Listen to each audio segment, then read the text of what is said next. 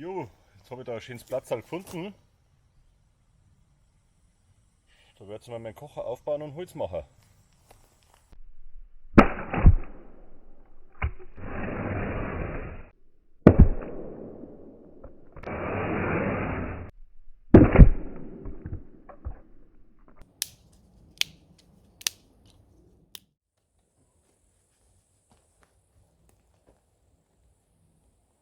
Das ist der X-Fire 14. Packmaß ungefähr so. Wiegt 235 Gramm. Da habe ich jetzt extra dabei das Hitzeschutzkreuz, weil ich es mir direkt auf dem Waldboden ausprobieren möchte.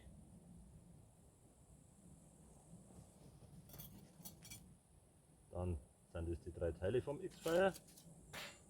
1, 2, 3. Einfach zusammenfügen.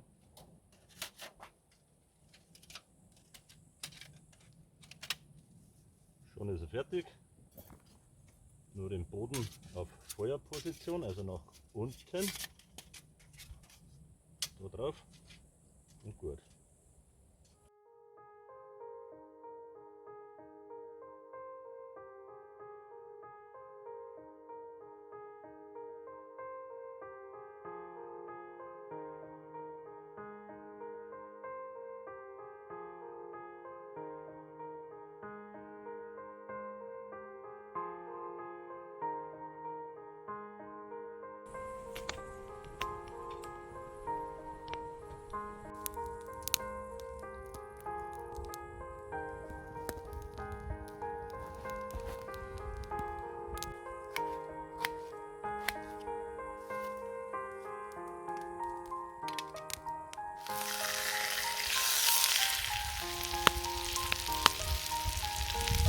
Stellt euch vor, da wäre so ein blödes Anfeuerloch irgendwo, da wird die ganze Zeit die Flut rausfallen.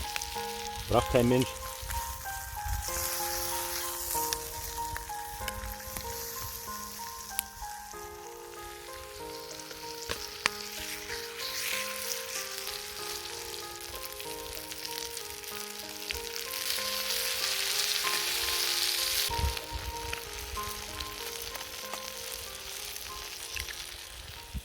Ich habe jetzt gekocht, das Essen ist fertig.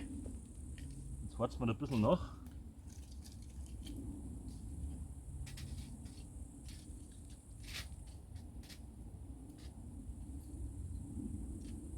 Jo, und da dafür sind die Spieße jetzt da. Wenn das jetzt nicht gleich zum Brenner anfängt, weil praktisch die Glut zusammengekocht ist, dann nimmt man einfach den X-Fire, nimmt eine ergonomisch günstige Position ein, also muss da nicht irgendwo am Boden den Idioten machen, den Bückling, sondern nimmt den einfach.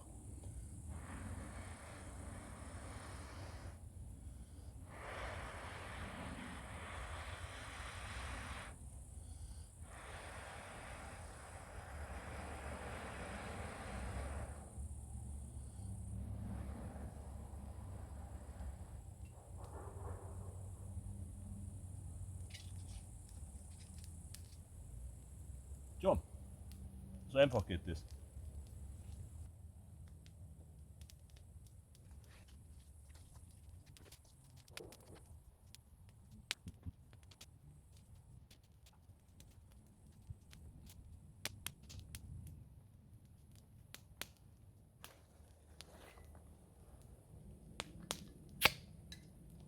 Sollte ich mir jetzt entscheiden müssen zwischen einem von den 3 X-Fire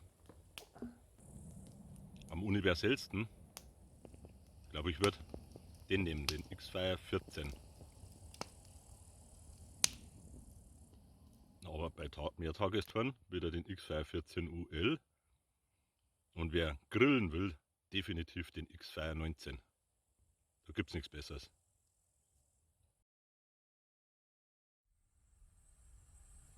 Ich habe jetzt schön angeheizt, dann gut Feuer gemacht, ein bisschen runterbrennen lassen, mein Essen drauf gekocht, dann nochmal richtig voll gemacht und nochmal ein bisschen nachgeheizt. Ja, doch jetzt über eine Stunde schon. Jetzt schauen wir einfach mal unten rein. Heben wir den X-Fire weg und ihr seht, null, da ist gar nichts. Nicht mal lauwarm. Perfekt. Jetzt bin ich doch noch auf die Idee gekommen, mir einen Kaffee zu machen über der Glut. Ich habe jetzt schon ziemlich zusammengebrannt, die Glut, also mal sehen, ob es funktioniert. Sonst wird er noch warm und nicht heiß. Tja, leider war ich mit meinem Kaffee zu spät dran. Das ist jetzt nicht einmal mehr lauwarm. Der Kocher, den kann man oben schon anfassen, also da ist noch ganz wenig Glut drin. Da war ich jetzt eine Viertelstunde zu spät dran mit dem Draufsetzen. Das war jetzt nur, um euch zu zeigen, wie gut das eigentlich funktioniert, wenn man rechtzeitig dran ist, dass man rußfrei über der Glut kocht. Aber ihr seht, null, aus, nothing, nada. Zeit zum Aufräumen. Wir zerlegen den jetzt, Boden raus. So ein bisschen eindrücken. So haben wir alle drei Bleche. Die drei Bleche passen wieder genau ineinander. Sie nehmen allerdings die runde Form an. Was jetzt tun? Dafür sind jetzt die Spieße da. Den Spieß durch das lange Loch da durchführen von unten und mit dem Haken da drüber schieben. Da das gleiche, von unten durch, da drüber schieben, fertig. Und schon ist er wieder schön flach verpackt und passt in sein Tütchen rein.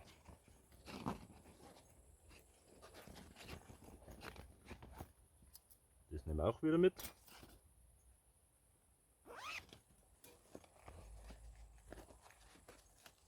So groß ist jetzt der nur noch. So, Feierabend.